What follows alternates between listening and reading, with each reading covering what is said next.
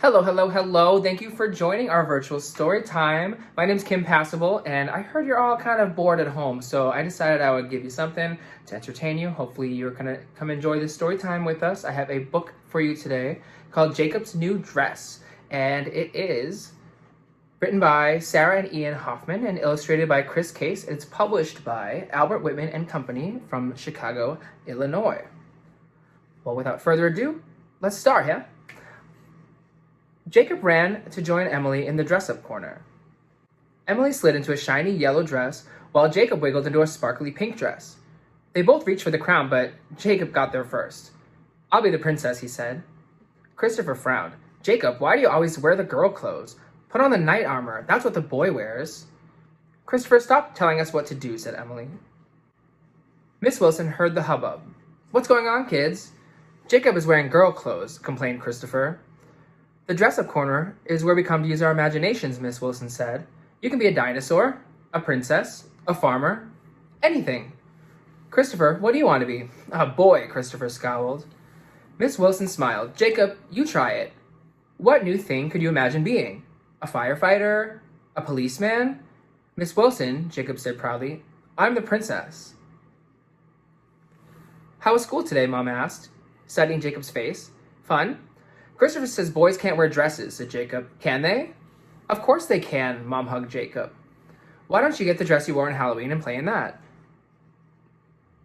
Jacob pulled on his witch's dress and twirled. He loved the way the black lace swirled around him. "I want to wear my dress to school." Jacob's mom frowned. "I don't think so," she said. "That's for dress up at home. It would get dirty at school." "Then can I get a regular dress? A dress I can wear to school?"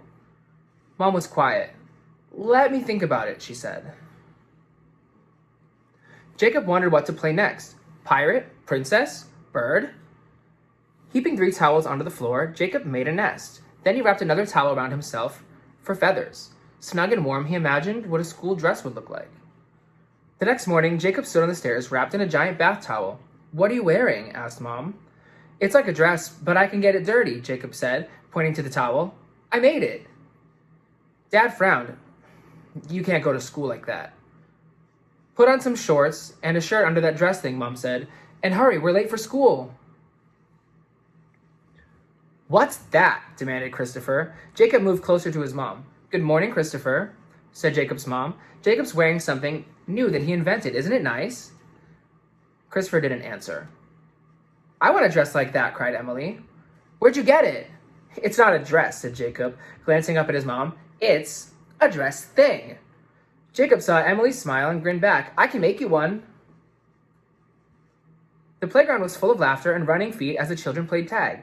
Christopher sneaked up, yanked up Jacob's towel, and ran away whooping. "Christopher's mean," hissed Emily. Jacob watched Christopher wave the towel like a captured flag and started to cry. "How was school today?" Mom asked. "Christopher stole my dress thing," said Jacob. The tears flooded back. Mom hugged Jacob. "I'm sorry, Christopher's not always a good friend." "Mom," whispered Jacob, "can you help me make a real dress?" Mom didn't answer. The longer she didn't answer, the less Jacob could breathe. "Let's get the sewing machine," she said finally. Jacob felt the air refill in his body. He grinned. Mom smiled back. "There are all sorts of ways to be a boy," she said, "right?" Dad looked up from his book. "Mom and I made a dress," said Jacob quietly.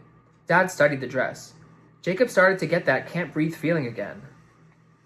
"I can see you worked hard on that dress," said Dad. "Are you sure you want to wear it to school?" Jacob nodded. Dad nodded back and smiled.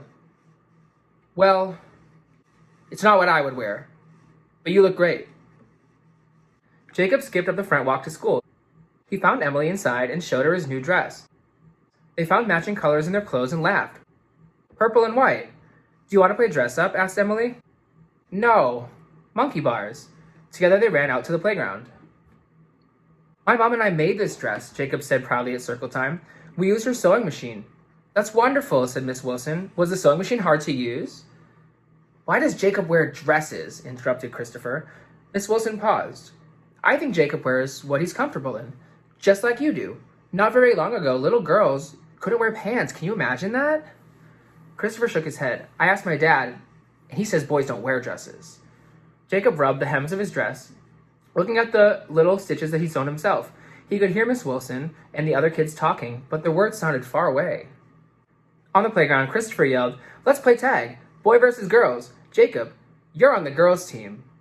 A bunch of kids laughed. Jacob felt his dress surrounding him, like armor.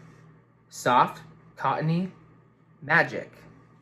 Christopher, I made this dress. I'm proud of it, and I'm going to wear it. And you know what else? Jacob tagged Christopher. You're it! Jacob sprinted across the playground, his dress spreading out like wings. And that's the end of Jacob's new dress. I hope you enjoyed it. And the moral of the story is whatever you think, but as long as you are authentically yourself, you're going to be happy and joyful. So, thank you for tuning in. This has been a virtual story time. Mwah! Hang tight, everybody.